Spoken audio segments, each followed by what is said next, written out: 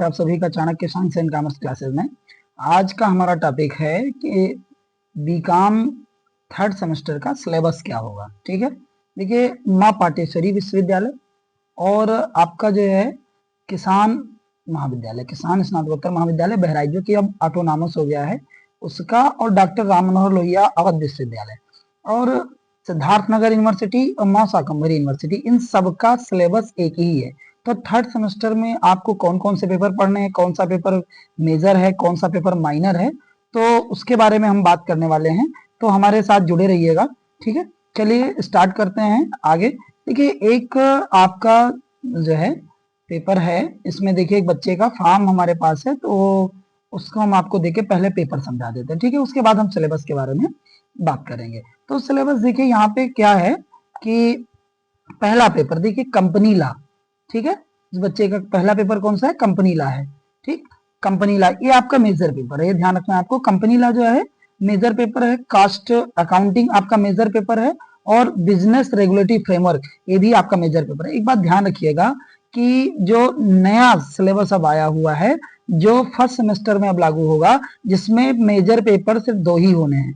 ठीक है, तो ये जो नया नियम है नए लोगों पे लागू होगा। आप लोगों पे वही पुराना है, 3 मेजर, 1 माइनर, 1 को करिकुलर और 1 वोकेशनल, ये आपको पेपर देने होंगे। ठीक है, तो ये 3 मेजर हो गए। अब इसके बाद माइनर में इसने इकोनॉमिक्स ले रखा है, तो आप चाहें तो इकोनॉमिक्स ले सकते हैं या अदर सब्जेक्ट में जाके भी ले सकते हैं।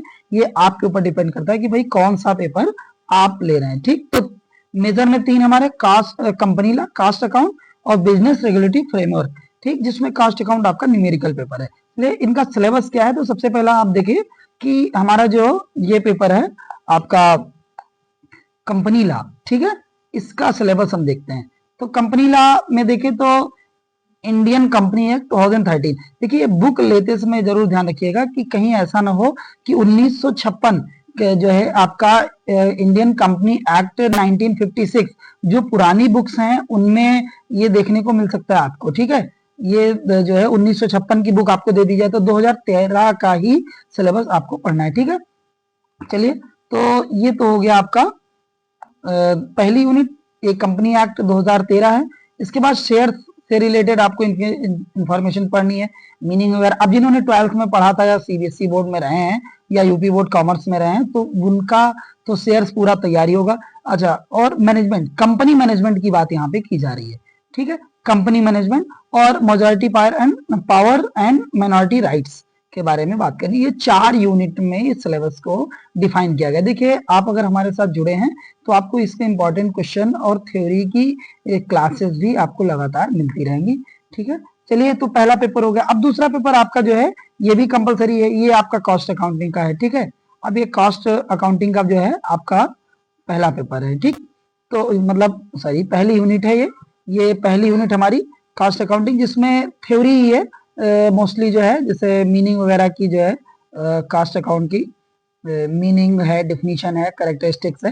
देखिए ये मेन पेपर है, इसकी रेगुलर क्लास आपको आपके चैनल पे मिलती रहेगी, तो हमारे साथ जुड़े रहिएगा। अभी जल्दी हम सीरीज शुरू करने जा रहे हैं और जाके पुराने वीडियोस हमारे कास्ट अकाउंट के पढ़े, वहां से आप जाके देख भी सकते हैं, इसकी क्लासेस आपको मिल जाएंगी। ठीक, अब देखिए, अच्छा ये ध्यान रखना है आपको कि जो पुरानी बुक्स हैं, तो ऐसा हो कि जैसे क्या होता है कि लाइब्रेरी में आप निकलवाते हैं जब, तो पुरानी बुक मिल जाती हैं, तो उनमें सिलेबस ज्यादा है, उसमें जो चैप्टर हटाए गए हैं उनको ध्यान रखना है आपको। ठीक है, अब देखिए सेकेंड यूनिट है जिसमें लेबर, मीनिंग, कंपोनेंट्स वगैरह जो है उसके बारे में दिया गया है।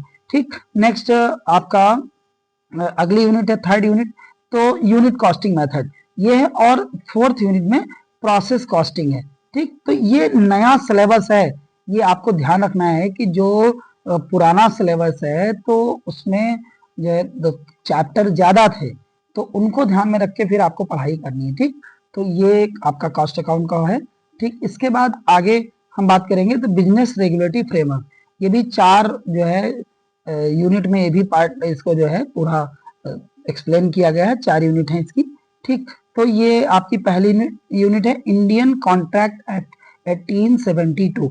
ठीक, और इसके बाद एग्रीमेंट है, वाइड एग्रीमेंट है, सेल ऑफ गुड्स एक्ट है, नेगोशिएबल इंस्ट्रूमेंट एक्ट है। ये 4 यूनिट में इस सिलेबस को इन्होंने एक्सप्लेन किया हुआ है।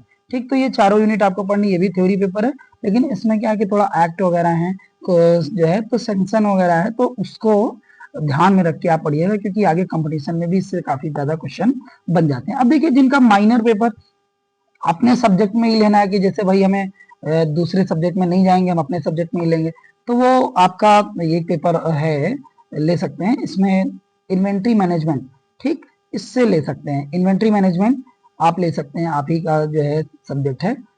इसकी जो है 4 यूनिट में इसको भी एक्सप्लेन किया गया है, ठीक। तो ये 4 यूनिट इसकी थी। हर मतलब जितने पेपर हैं आप देख रहे होंगे 4-4 यूनिट में एक्सप्लेन किया गया। 3 मेजर पेपर, 1 माइनर पेपर। इसके आगे जो वोकेशनल है, हाँ को करिकुलर है, तो उसके संबंध में अलग से वीडियो बना के आपको दे दी जाएगी। फिलहाल आज के लिए